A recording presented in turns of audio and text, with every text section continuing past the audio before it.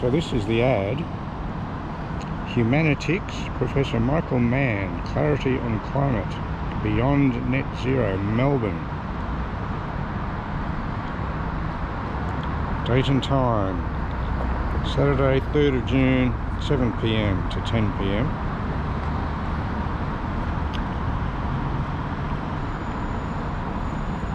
Here's the event schedule.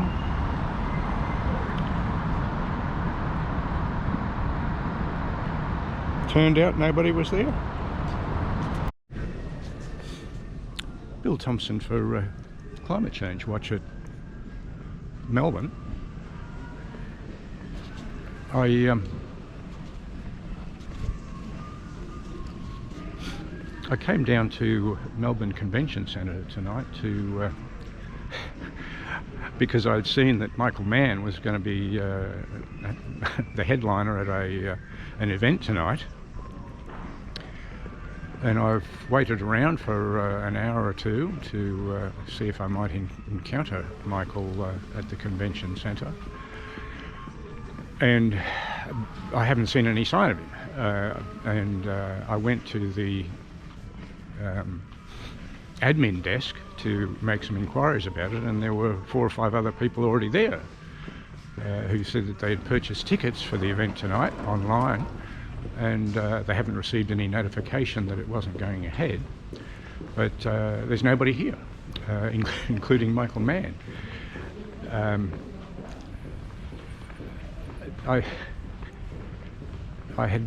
I came along tonight in hopes that I might encounter Michael Mann arriving, with the hope of being able to ask him about the defamation case in the Supreme Court of British Columbia,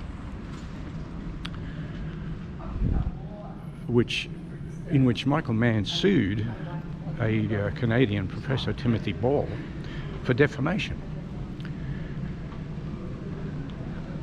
The case started in 2011 because Professor Ball had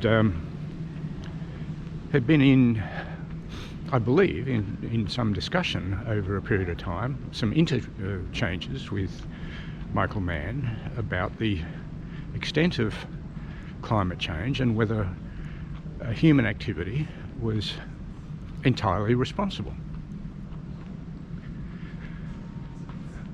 The defamation action started by Michael Mann apparently resulted after Timothy Ball had posted a comment to the effect that Michael Mann should be in state pen rather than at Penn State.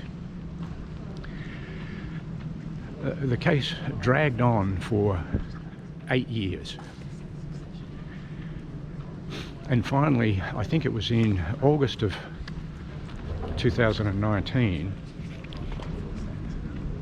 the judge in the matter issued a ruling.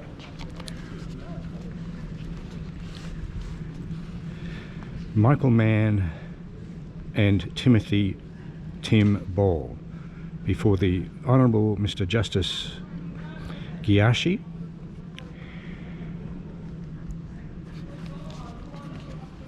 The judge dismissed Michael Mann's defamation case and ordered Tim Ball's costs to be paid by Michael Mann. It's my understanding that Michael Mann has never paid Tim Ball's court costs, which are reported to have been in the order of 7 figures, $1 million Canadian dollars, I guess that means.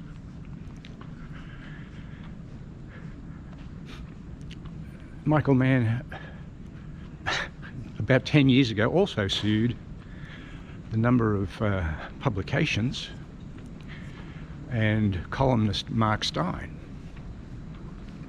for defamation.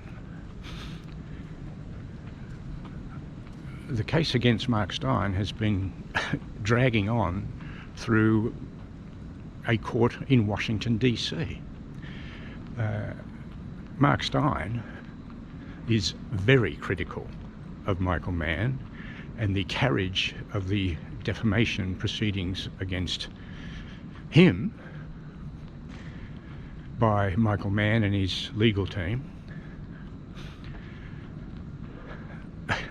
One recent occurrence, I understand, is that Mark Stein, the defamation case has been dragging on largely, I understand, because Michael Mann and his lawyers have not provided information requested by the accused. And there have been endless adjournments in the matter.